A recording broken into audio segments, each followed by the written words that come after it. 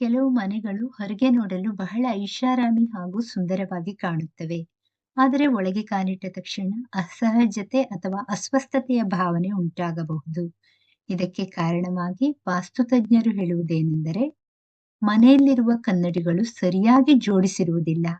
ವಿಶೇಷವಾಗಿ ಎರಡು ಕನ್ನಡಿಗಳನ್ನು ಪರಸ್ಪರ ಎದುರು ಎದುರು ಇಡುವುದು ದೊಡ್ಡ ವಾಸ್ತುದೋಷವೆಂದು ಪರಿಗಣಿಸಲಾಗಿದೆ. ಮನೆಯ ಅಲಂಕಾರಕ್ಕಾಗಿ ಇದನ್ನು ಮಾಡಲಾಗುತ್ತದೆ, ಆದರೆ ಇದು ಮನಸ್ಸಿನ ಶಾಂತಿ ಮತ್ತು ನೆಮ್ಮದಿಗೆ ಹಾನಿ ಉಂಟು ಮಾಡಬಹುದು. ವಾಸ್ತು ಪ್ರಕಾರ ಕನ್ನಡಿ ನೀರಿನ ಅಂಶವನ್ನು ಸೂಚಿಸುತ್ತದೆ. ಇದು ತನ್ನ ಮುಂದೆ ಇರುವ ಶಕ್ತಿಯನ್ನು ದ್ವಿಗುಣಗೊಳಿಸುವ ಗುಣ ಹೊಂದಿದೆ.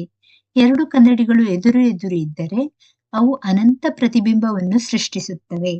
ಇದರಿಂದ ಕೋಣೆಯಲ್ಲಿರುವ ಶಕ್ತಿ ಸರಿಯಾಗಿ ಹರಿಯದೆ ಒಂದೇ ಸ್ಥಳದಲ್ಲಿ ಇರುತ್ತದೆ. ಇದು ಕೇವಲ ನಂಬಿಕೆ ಮಾತ್ರವಲ್ಲ, ವಿಜ್ಞಾನವೂ ಇದನ್ನು ಒಪ್ಪುತ್ತದೆ.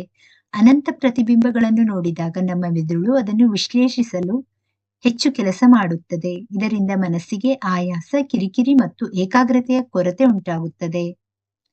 ಮಲಗುವ ಕೋಣೆ ವಿಶ್ರಾಂತಿಯ ಸ್ಥಳವಾಗಿರಬೇಕು, ಆದರೆ ಇಲ್ಲಿ ಕನ್ನಡಿಗಳು ಎದುರು ಎದುರು ಇದ್ದರೆ ನಿದ್ರೆಗೆ ಅಡ್ಡಿಯಾಗಬಹುದು. ಬೆಳಿಗ್ಗೆ ಎದ್ದರೂ ನಿಮಗೆ ಆಯಾಸವಾಗಿರುತ್ತದೆ.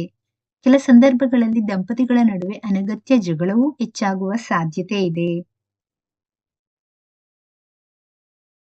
ಸರಿಯಾದ ನಿಯಮಗಳು ಯಾವುವು? ಕನ್ನಡಿಗಳನ್ನು ಉತ್ತರ ಅಥವಾ ಪೂರ್ವ ಗೋಡೆಯ ಮೇಲೆ ಇಡುವುದು ಉತ್ತಮ.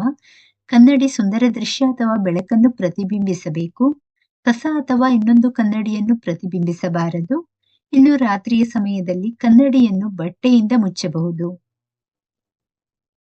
ಸ್ನೇಹಿತರೆ, ಮಾಹಿತಿ ಇಷ್ಟವಾದಲ್ಲಿ ದಯವಿಟ್ಟು ವಿಡಿಯೋವನ್ನು ಲೈಕ್ ಮಾಡಿ, ಚಾನಲ್ ಅನ್ನು ಸಬ್ಸ್ಕ್ರೈಬ್ ಮಾಡಿ. ಕೇಳಿದ್ದಕ್ಕಾಗಿ ಧನ್ಯವಾದಗಳು.